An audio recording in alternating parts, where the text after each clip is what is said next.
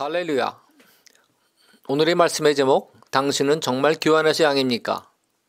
혹시 자신이 염소관인지 생각해 보셨나요? 를 가지고 말씀을 나누겠습니다. 마태복음 25장 31절로 34절 그리고 41절입니다.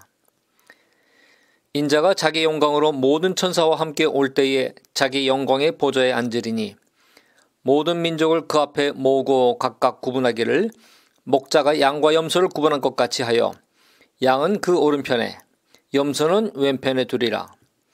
그때 임금이 그 오른편에 있는 자들에게 이르시되 내 아버지께 복받을 자들이여 나와 창세로부터 너희를 위하여 예비된 나라를 상속받으라. 또 왼편에 있는 자들에게 이르시되 저주를 받을 자들아 나를 떠나 마귀와 그 사자들을 위하여 예비된 영원한 불에 들어가라. 예수님께서는 마태복음 24장에서 예루살렘의 멸망과 인류의 종말이 어떠할지에 대해 제자들에게 예언하셨습니다. 그리고 그 다음 장 오늘 본문인 마태복음 25장에서는 예수님의 재림과 심판을 대비하는 그리스도인의 자세를 세 가지 비유로 제자들에게 가르치셨습니다. 첫째는 신랑을 기다리는 10명의 처녀들로서 재림을 기다리는 자의 준비성에 대해, 그리고 깨어서 준비 안 된 자는 예수 신부로서 혼인잔치에 못 들어갔고, 둘째는 달란트를 맡은 3명의 종들로서 맡은 소명에 대한 순종과 성실에 대해, 그리고 무익한 종은 바깥 어두운 데로 내쫓겨나서 슬피 울며 이를 갈게 되고, 셋째 오늘의 주제인 양과 염소의 비유로서 성도의 사랑의 실천에 대해, 그리고 염소들은 영벌에 양들은 영생에 들어간다고 말씀하십니다. 예수님께서 이 땅에 오셔서 새롭게 주신 계명 2개는 모두 사랑이 핵심이었습니다. 마태복음 22장 37절로 40절까지 예수께서 가라사대 내 마음을 다하고 목숨을 다하고 뜻을 다하여 주 너희 하나님을 사랑하라 하셨으니 이것이 크고 첫째 되는 계명이요 둘째는 그와 같으니 내 이웃을 내 몸과 같이 사랑하라 하셨으니 이 두 계명이 온 율법과 선지자의 강령이니라. 37절의 첫째 계명은 10계명의 1계명부터 4계명의 종합으로 하나님에 대한 사랑이고, 39절의 둘째 계명은 10계명 5계명부터 10계명의 종합으로 이웃에 대한 사랑입니다. 그리고 예수님께서 산상순을 가르치실 때에 하신 말씀으로 마태복음 5장 17절에서 내가 율법이나 선지자를 폐하러 온 줄로 생각지 말라. 폐하러 온 것이 아니요 완전하게 하려 함이라. 그리고 로마서 3장 13절에 사도 바울은 이렇게 말합니다. 사랑은 이웃에게 악을 행치 아니하나니 그러므로 사랑은 율법의 완성이니라. 구약시대 6월절에는 양을 희생제물로 드림으로 하나님 앞에 나아갔으나 우리 인간을 모두 구원하시기 원하시는 하나님의 사랑의 뜻 아래 새 언약을 세우신 예수님은 자신의 6월절 어린 양으로서 희생제물이 되셔서 우리 죄를 대신 짊어지시고 십자가에서 죽으심으로 우리가 예수님의 피의 공로를 의지하여 언제든지 하나님 앞에 나아갈 수 있게 하심으로 율법을 완성하신 것입니다. 예수님은 이렇게 가르치십니다. 요한복음 3장 34절로 새 계명을 너희에게 주노니 서로 사랑하라. 내가 너희를 사랑한 것 같이 너희도 서로 사랑하라.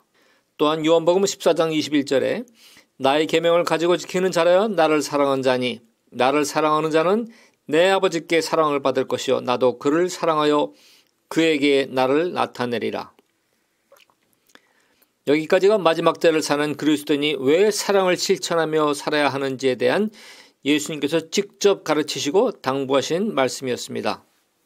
성경에는 양과 염소라는 단어가 세기 힘들 정도로 400번 이상 등장합니다.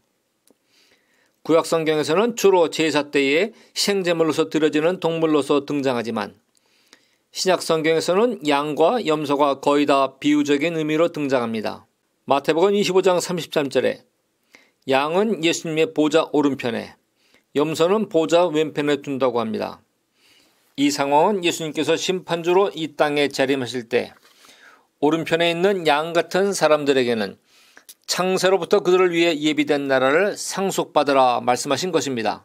반면에 왼편에 있는 염소 같은 사람들에게는 저주를 받은 자들아 나를 떠나 마귀들과 그 부하들을 위해 예비된 영원한 불에 들어가라고 명령하십니다. 이는 오늘날의 그리스도인들에게 아주 무섭고 깜짝 놀랄 경고의 말씀입니다. 왜냐하면 마태복음 말씀이 유태인과 그리고 그리스도인이 된 이방인들을 대상으로 쓰여진 것이기 때문입니다. 아니 신약성경 27권 전체가 그리스도인을 대상으로 예언대로 이 땅에 오신 구세주 예수님과 다시 오실 심판주 예수님에 대해 기록된 말씀인 것입니다. 그렇기 때문에 본문에서 그리스도인들을 향하여 말하는 양과 염소의 비유의 말씀은 교회 안에 양 같은 그리스도인과 염소 같은 그리스도인이 함께 있다는 뜻입니다. 그리고 예수님께서 재림하신 후에 심판하실 때는 교회 안의 성도들이 양과 염소로 갈라진다는 의미입니다. 문제는 염소가 불신자를 의미하지 않고 교회 안에 있는 실격된 그리스도인들이라는 것입니다.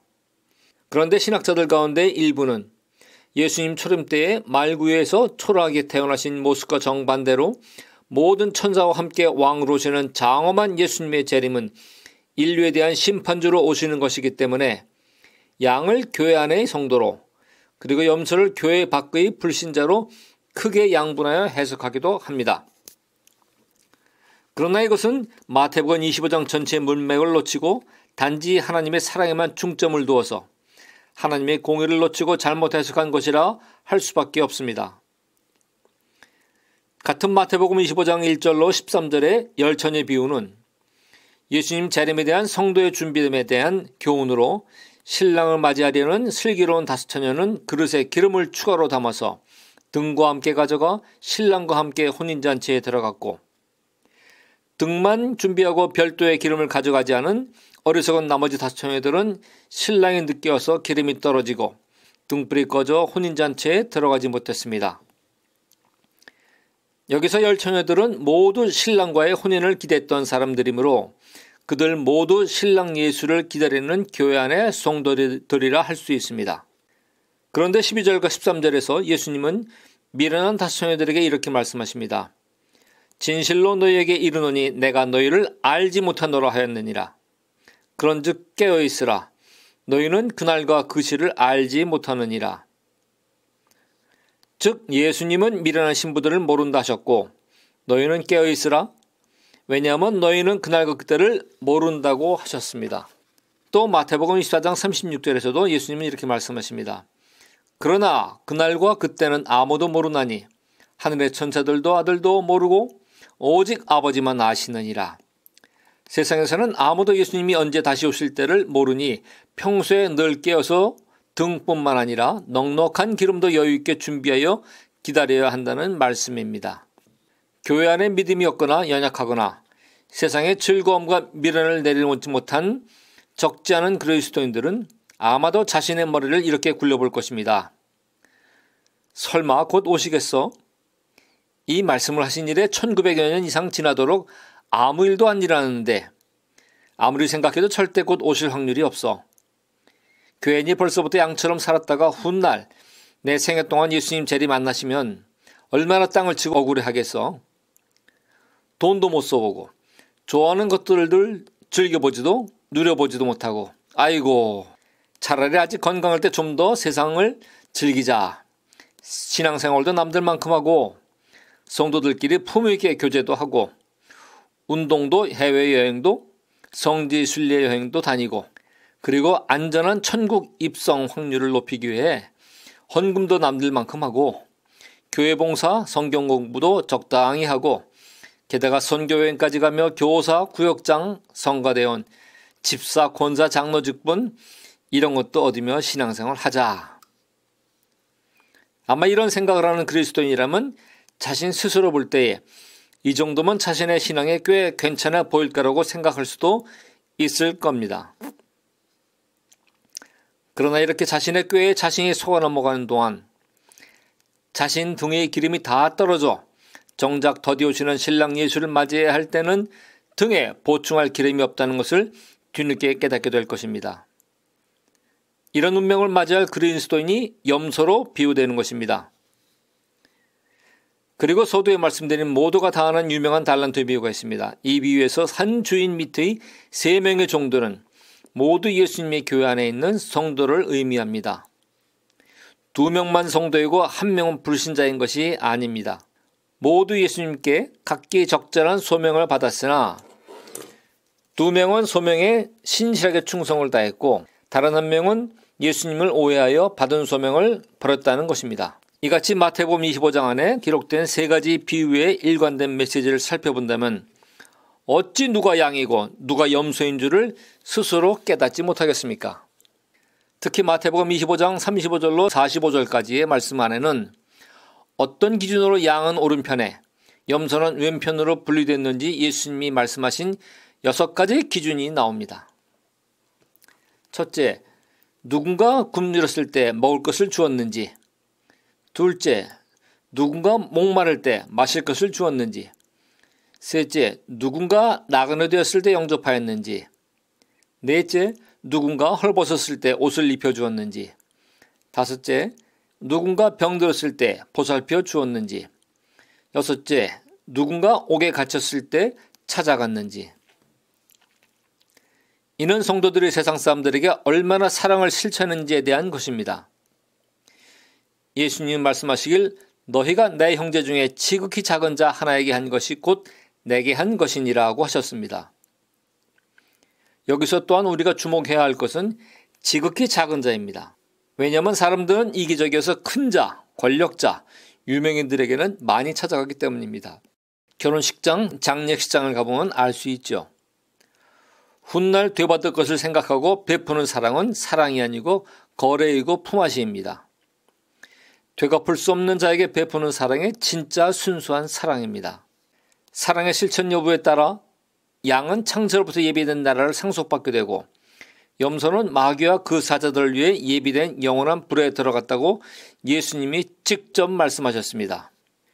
여기서 조직신학에서 말하는 구원론 얘기가 나오지 않을 수 없는 건데 구원은 우리의 죄를 대속하시기 위해 십자가에 달리신 예수 그리스도를 구세주로 믿는 믿음의 고백으로 단번에 이루어지지만 구원받은 성도라면 구원받은 증거로서 반드시 말씀대로 행하는 삶을 살도록 힘써 노력해야 하고 이것이 성화의 과정 가운데 나타나는 것이며 성화 과정 가운데 맺는 열매가 세상 가운데서 불신자들에게 그리스도의 빛과 향기로 나타나야 한다는 것입니다. 곧 그리스도인의 향기인 사랑의 선행과 진리에 비친 선한 말과 전도인 것이죠. 한 번 구원은 영원한 구원이다라 하여 성도의 예수 영접 이후 지속적인 타락과 죄에 대해 무책임하게 방임하는 구원론은 염소를 양산하는 잘못된 구원론입니다. 서두에 말씀드린 것처럼 예수님께서는 새로의 계명 2가지를 주셨고 모두 사랑에 대한 계명이며 사랑이 곧 율법의 완성이라고 하셨습니다. 그래서 사랑을 실천하는 자는 양이 되고 사랑을 외면하고 실천하지 않는 자는 그 안에 새 계명, 곧 사랑이 없는 자로서 염소가 되어 같은 교회 안에 있지만 예수님 재림 때에 혼인잔치에 들어가지 못하고 바깥 어두운 곳으로 쫓겨나 거기서 슬피 울며 이를 갈게 되는 종교인이라 할 수밖에 없습니다. 그렇다면 잠잠히 묵상하시면서 자신 내면에 계신 성령님께 여쭈어 보십시오. 당신의 신앙이 올바른 길로 가고 있는지, 당신이 양인지 아닌지에 대해서 말합니다. 당신이 예수 그리스도를 구세주로 참 고백하셨다면 성령께서 당신의 영 안에 반드시 계시며 당신 내면의 양심을 통하여 또는 특별한 경우 성령님께서 직접적으로 당신의 질문에 답하실 것입니다. 내면에서 주님께 묻고 잠잠히 기다리십시오. 만일 아무런 내면의 소리나 마음속에서 어떠한 양심의 깨달음이나 감동이 없다면 당신의 양심은 화인 맞은 것일 수도 있거나 아니면 묻고 기다리는 동안에도 여전히 당신은 세상 속에 다른 생각을 하고 있었을지도 모르겠습니다. 여기서 화인이란 쇳불로 지짐을 받은 것으로 양심의 감각이 마비되었다는 것, 즉 양심의 기능을 잃었다는 것입니다. 답을 스스로 얻으실 때까지 묻고 충분히 기다리십시오. 자신이 양보다 염소에 더욱 가깝다고 느끼신다면 이제 자신의 신앙생활을 돌아보고 회개하여 새로운 각오로 신앙생활을 시작하시길 예수님의 이름으로 당부드립니다. 최종적으로 다시 한 번 더 결론을 뒷받침하는 결정적인 말씀을 나눕니다. 베드로전서 4장 17절로 18절. 하나님의 집에서 심판을 시작할 때가 되었나니 만일 우리에게 먼저 하면 하나님의 복음을 순종하지 않은 자들의 그 마지막이 어떠하며 또 의인이 겨우 구원을 얻으면 경건치 아니한 자와 죄인이 어디서리야. 이 말씀이 곧 하나님의 심판이 하나님의 집 곧 교회요 성전에서부터 시작한다는 말씀으로 18절에 의인은 양이며 염소는 결국 교회 안에 있는 복음을 순종치 않고 경건치 아니하고 죄를 회개하지 않은 종교인을 뜻하는 것입니다. 이 어두운 세상 가운데 우리 함께 늘 깨어서 마음을 다하고 목숨을 다하고 뜻을 다하여 주 우리 하나님을 사랑하고 이웃을 우리 몸과 같이 사랑하는 교회 안에서 양으로 인정받는 그리스도인이 되기를 예수님의 이름으로 축원합니다. 아멘.